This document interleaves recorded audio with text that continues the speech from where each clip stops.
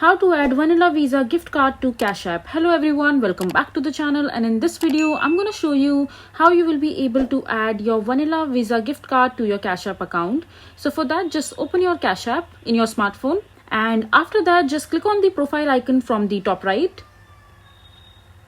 and here just scroll down and click on linked banks, and now just click on link debit card. And now on this particular page you have to mention your Vanilla Visa card details, like your card number, your expiry date, CVC number and zip code.